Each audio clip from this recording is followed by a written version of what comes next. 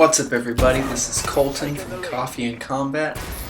What you're watching us here is me and Chase. I guess proper English would be Chase and I playing Advanced Warfare. And what you're seeing is a compilation of us doing sniper rifles. That doesn't make sense. You can't do sniper rifles. But we are quick scoping. We tried a no-scope, but this was a friendly reminder playing Advanced Warfare of just how much this game sucks.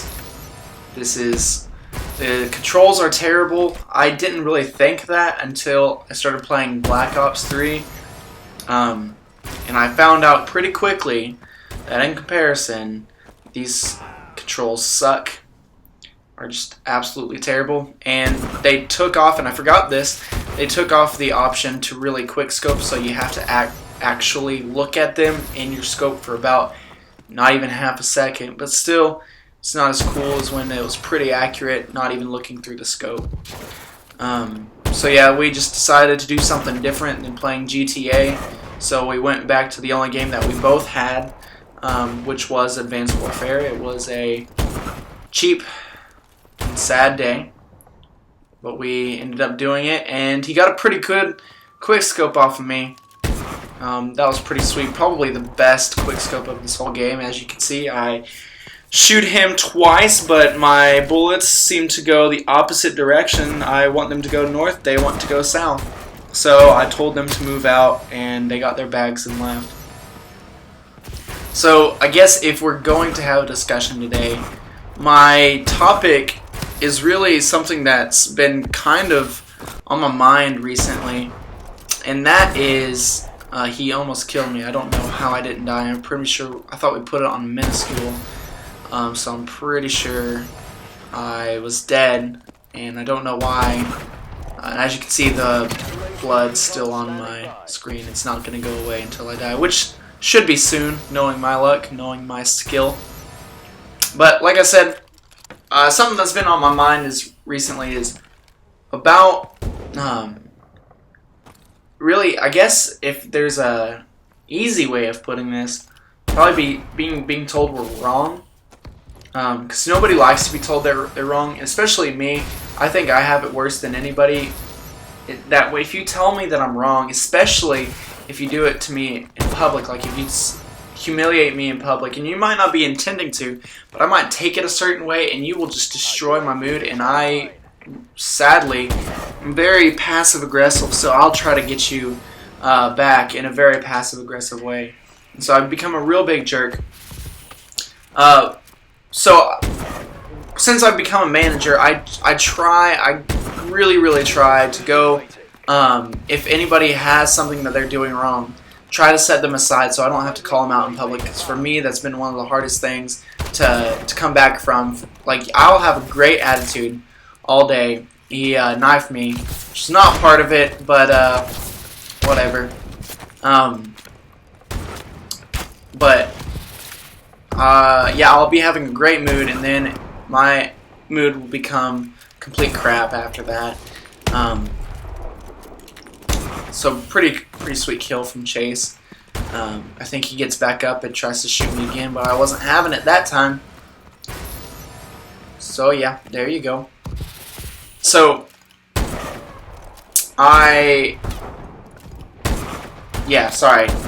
so yeah, my day could be completely ruined, and I try to avoid that, so I try to set people aside. Now, I used to think that, you know what, well, I say that, I have a way that I want to tell people that, you know, like, hey, you're not doing this right.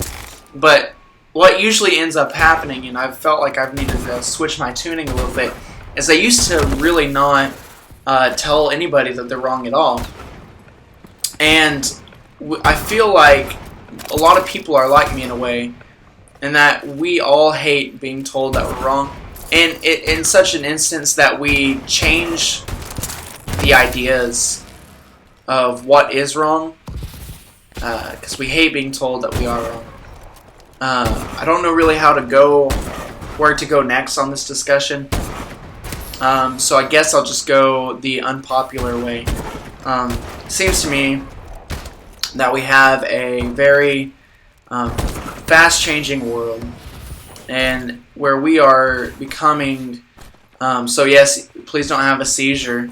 I'm speeding it up because I think this is where he's either hiding, and I'm trying to find him, or maybe it's just going by too slow that I speed it up. I don't know. But so yeah, your eyes do not deceive you. I didn't turn into Superman all of a sudden.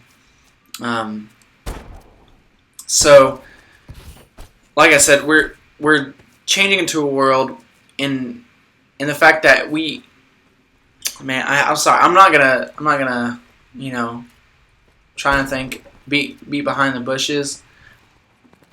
Let's just call it like it is. It seems to us, we understand that there's a whole, this whole movement of how police officers are in the wrong now, and that they are doing an injustice. And I'm definitely not saying that there's some merit to that. I do believe that some cases, and I don't believe all, but some cases for sure, especially this one in Tulsa, this last case in Tulsa where this lady officer shot this African-American gentleman, and he did not have a gun on him. From what I've seen of that, I completely think she's in the wrong, so I get that. Now I'm hiding, now he's trying to find me. But I think we are trying to change the law of the United States, and we're saying this is not wrong, this is not wrong, and there is merit to that, and we can call it racism. But in some cases, if we're going to be completely honest, there are some people that aren't doing anything wrong, and then there just are people that are. And also, this is another unpopular belief, but I'm just telling you how I believe. If you don't want to be treated like you're doing something wrong, don't act like you're doing something wrong. Like I said, that's not every case. That's definitely not true of every case, but in some cases that's very true. But I think for the most part, we think that the police officers are wrong, so we are going to attack them. But really, I think it's just to show us our insecurity of when we're being called out on being wrong. Because now police officers can't do anything. People in authority can't do anything because we just hate to be told that we're doing something wrong. And I used to be the exact same way. I used to think that, it used to be a huge problem for me to be told that I was wrong. And so I did not like having that. But as I have grown, I realized that if you aren't told that you're doing something wrong, then how are you supposed to know what is wrong? I think everybody deserves a forewarning. I really do. But once we are told that we are wrong, we need to correct it. That's just the fact of the matter. If I'm doing something stupid, let's say I'm not washing my hands every time I serve a customer at my job, and I deserve to be called out and said, hey, you need to wash your hands. That's disgusting. But then once I do that, once I be told that, I need to correct myself. Now, if I wasn't told that I was wrong, then I can call out ignorance, and that would, there'd be some merit to that I am ignorant. By the way, we switch maps. But I do believe that we absolutely need to be always told when we are wrong. And I don't think that we should fight the system, fight the people in authority. I think we need to learn from our mistakes and correct the mistake so that we don't end up making the same mistake. Because if we're making the same mistake, then we aren't going to progress. And we are living in a very progressive world, but I think we are very, very close to actually backtracking. And that's not at all what anybody wants to do. But we have to learn from our mistakes and correct those mistakes. And I feel like we're so caught up on changing history, changing the path and being different from history, that we aren't even looking at ourselves. I think we look at history and say, well, these people were wrong, these people were wrong, these people were wrong. That we forget to think, well, maybe we are also wrong. And I'm not talking about being wrong in the instances that we look at history and say that we're wrong. But we are probably making mistakes that we don't even know about because we're too focused on other things. Now, here's another thing. People in the future are always going to look back at history and look at how history was wrong. That's just what we do. I mean, and that's what we're supposed to do. We're supposed to learn from the mistakes of history so we don't end up making the same mistakes. But if we get too focused on that, then we're just going to be opening ourselves up and just sit around waiting for the future selves, the future world, to be looking at us and say, well, man, we were completely wrong. We don't need to be too focused on the past that we don't look at the future. And we don't need to be too focused on the past that we forget to look at the present. And I think people don't really realize that they're doing that. But when we're so focused on, man, this was wrong, this was wrong, this was wrong. And even if we have gotten past that, we will reopen the bandages and peel the scab off of history so that we can revisit something that's already in the past. So I really do believe that it's sad, I mean, first and foremost, but then that we need to correct that. That we need to finally just say, okay, we're moving on. We're going to move on to bigger challenges and better challenges. I really do. I don't think we need to sit down and fight the lost cause. I think we need to stand up and seek out the next challenge. And so in order to do so, we must realize, instead of focusing on what other people are doing wrong, we need to look at ourselves, and we need to figure out where we are wrong. Sorry, I can't talk. So yeah. I guess I'll tell it from a perspective of, you know what, like I said, I've been beating around the bush, and I shouldn't be, so I'm just going to tell it like it is in my own life, and, you know, I'm not going to apologize for it, because this is me, and I don't figure anybody will watch this anyway besides Chase Martin. Shout out to Chase Martin. What?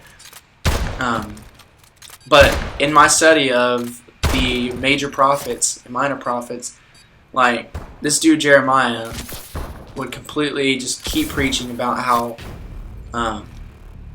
Israel was wrong, and how wrong they were, and how wrong they were, and how wrong they were. And I think it's pretty awesome that once I start mentioning the Bible, we get a glimpse of Chase Martin teabagging my body. But anyway, Jeremiah kept saying how they were wrong, and how they were wrong, and how they were wrong. And I used to, I'll put it like this. I'll give you a scenario. I was at junior year. I was in English, and in English for junior year where I was at, we were studying early American literature. It was pretty cool. I really liked senior year, because senior year was British English literature.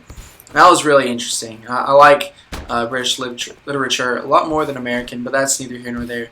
But American literature, we read a sermon by this man named Jonathan Edwards called Sinners in the Hands of an Angry God. And I really suggest anybody who will take the time to take the time and read that sermon. It's a very, and not just for spiritual purposes, but I mean we read it in English for a reason. It has a lot of great points, and it's really structured very, very well.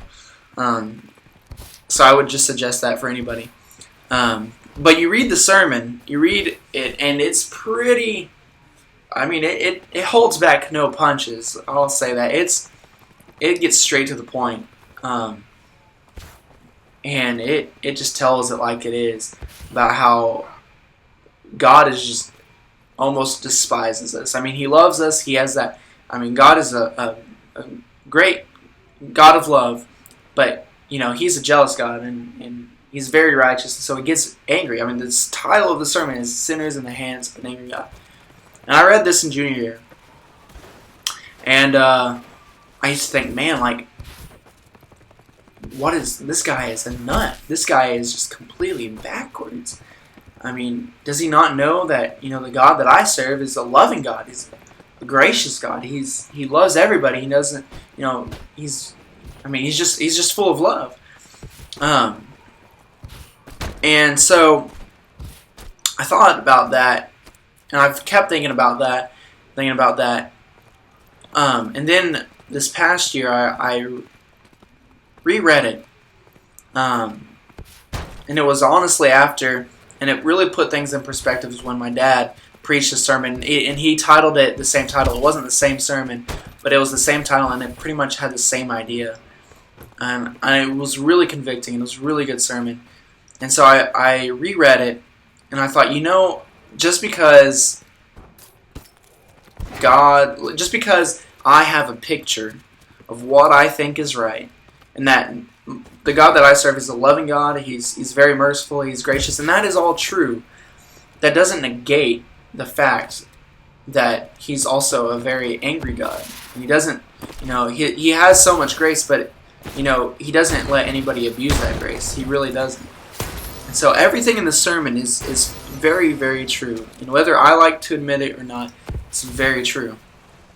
And I can't get past that because it's out of the Word of God. There's nothing I can do about that. And so I've kind of looked at Jeremiah, which if Jeremiah was anything like a preacher back in the 16 or 1700s, it was going to be like Jonathan Edwards. Jeremiah kept preaching on because he was delivered the message of the Lord about how sinful Judah was and how destructive they were and how they were headed to a terrible, terrible destruction. And I have a completely new outlook about it. At one time I thought, the Old Testament is just about an angry God, and really it's not that it wasn't true, but in the New Testament we see His grace, we see His mercy. That's the real God, and I'm so glad that in the New Testament it came out. But really, if I believed that the Old Testament was void and it was all about the New Testament, then I really don't believe in God at all, because the New Testament, Christianity, came out of Judaism. And all of Judaism is the whole Old Testament. So if we're going to accept God as a loving God, then we have to also accept Him as the God of the Old Testament. And we can't make excuses, and we can't say, well, that was a different God, or that was a different time, or He showed Himself differently. No, that's the same God. He is the exact same. He never changes. So I look at Jeremiah, and while he preaches and he seems like a bigot almost, because of how almost angry it looks like, he always pleads to God and always asks Him to show mercy upon Judah, even though Judah doesn't deserve it, even though it clearly says that Judah has played a harlot and that it was, it's married to God. But it keeps going and worshiping false idols, and it keeps being a whore. He still shows them grace. He still says, "I will come after you, and I will seek you back." And I realized that if God didn't tell Judah what they were doing was wrong, and He didn't say it in such a very stern way, and even in let's just call it like it is, in an angry way, then Judah would have been, when judgment came, because we all deserve punishment, or we all deserve the consequence that comes with our actions, then Judah wouldn't have known why they were suffering, and then they have a reason to look at God and say, God, why? You didn't tell us, you didn't warn us. In fact, God would be a worse God. I mean, I'm not even saying he's a worse God. He would be a bad God. He would be a bad ruler if he did not forewarn his people of what they were doing was wrong. Because if they weren't told what they were doing was wrong, then how would they know? And so really God is showing them grace by showing them what they are doing is wrong. And this is really where I've switched my gears. I've switched my view. It's been a complete 180, because you can't change the fact that people do something right and then people do something wrong. And so if we're going to progress, if we want to be better, if we want to be the people that we're supposed to be, even if you're not a Christian, even if you're of other religion, or if maybe you don't hold to any certain religion, if you want to be better, then you need to know where you're wrong so that you can correct that, so you can be better. And so if people don't tell us, or then how are we supposed to know? Which I probably will do a whole different video on this, but I've also found in my life at how true it is that we need to have an attitude, everybody does, of self-examination. I think it was Haggai, the minor prophet, Haggai, or either him or Hosea. I'm pretty sure it's Haggai, and he says in his book, he calls to Israel and he says, "Consider your ways." He says, "Consider your ways," and I think that's truly astounding. That's it.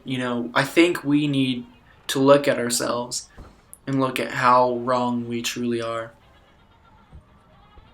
Just to touch over it, I think that this world, especially America, in fact, I'm really just speaking to America because I can't speak for the whole world.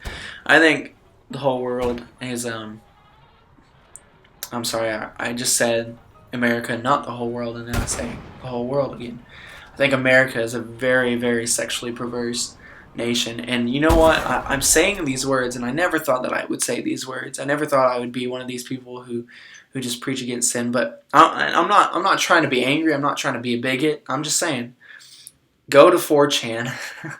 Just go to 4chan. 4chan.org. And honestly, no, like, if any kids watch this, do not go to 4chan. But if you really want to look at what America is like, what real people are like within themselves, go to 4chan. And just search around, because it's an anonymous website that I'm not going to be a preacher who preaches against it and says that, because I've visited it many times myself. But it's anonymous, so people can be exactly how they are with no repercussions. I mean, that's just how it is. And so you look at them and just see what happens when we are not told what is wrong. And just think about that. Think about where America is headed, or the whole world is headed, if everybody was like the people at 4chan. And I really do believe that that's where we're headed. And man, I realize how crazy I sound. I do realize how weird, and I just whistled, that's weird, how weird I sound, and how crazy I sound, and how close-minded I am. But really, to get to the point where I'm at, I've had to do a lot of examination, a lot of studying for not just the world, but myself. Because I fall in the same category. Like I said, I've been a part of 4chan. I've been a part of the sick world. I mean, that's me. If you look at 4chan, you're looking at a life of Colton, Coffee&Combat.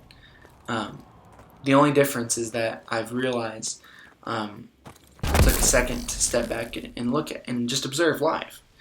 Observe myself, observe life. Thankfully, I had the teachings that were already in front of my face. And so I ask you, I really do ask you, and if you've gotten this far, it probably says something, and I thank you for that.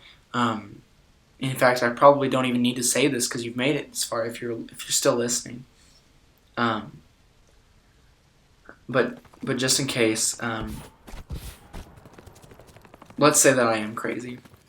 Let's say that I'm a hateful Christian, or whatever you think, however you want to say it. let's say that I am what you perceive me to be. And I mean that in a negative way. First of all, you're going to see me just keep missing and just keep missing. I really want to do something cool, jump over and kill him. But I just couldn't do it. So you're just seeing me just do terribly. But anyway, let's say that I am crazy. Okay, I'm crazy. And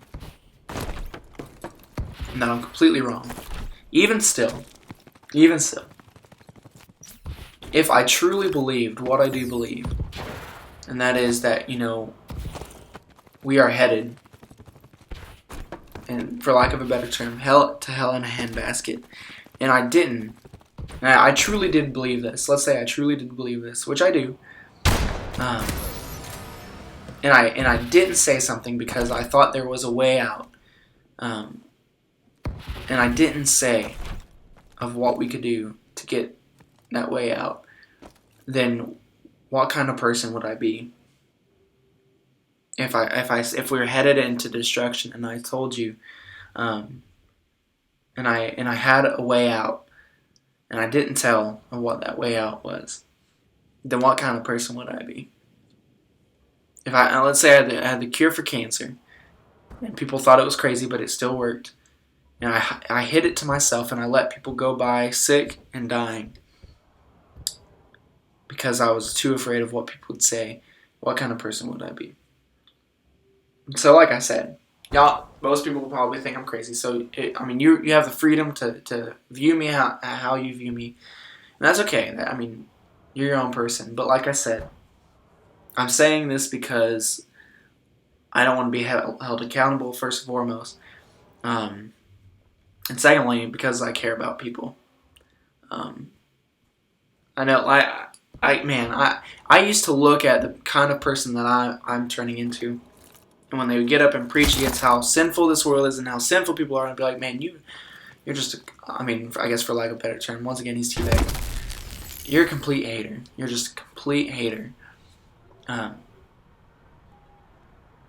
you can completely disregard the love of God. But really, if you love somebody and somebody's doing something wrong and it's going to hurt them in the end, then you need to show that love by showing them what they're doing wrong and how to correct that. So yeah, I hope that you will consider your ways, and you will consider the ways of not just yourself but the world, and see where you're heading, what's going on in your life. And I want you to be able to, not because I say so, but because you reason within yourself, because it means more if you believe it, not just because, this weirdo is just talking to me about how I'm sinful and I'm headed for destruction. I want you to, if you're going to arrive there, I don't want to be because of me. I want to be because of yourself, because you view yourself and you've been convinced within yourself of what's going on. So I believe that there is redemption through Jesus Christ, through the blood of Jesus Christ, the sacrifice of Jesus Christ, and that we must trust in Him, we must trust in His character, we must trust in the sacrifice that He made, and because He's resurrected, it's just proof, it's just validity that He has power over death, and that He will share that power over death. And I'm not just talking about physical death. We're all going to die because we are condemned to die, but we aren't going to suffer spiritual death, which is far greater than physical death. And like I said, I'm really surprised if anybody's finished this, because of how crazy it sounds, but this is what I believe. And so yeah, didn't really think that this is where this conversation would go. I really want to do this in a very non-offensive way, so I guess this is going to be one of the last. I can't speak for the future. Maybe I will speak on this again, or maybe I will speak on a subject that I told myself that I wasn't going to do. But I started this channel, Chase Martin, homeboy, shout out to my homeboy, and I started this channel as a way to discuss topics from a very unbiased view. And so even though I believe what I believe, and I believe what I believe to be true, so therefore I'm going to speak of what I believe, because it would be stupid if you believe something and you didn't speak what you believe. That's another discussion. One of the preachers that I've met told me about his sister saying, well, you think you're always right. And he said, that's probably the stupidest thing I've ever heard.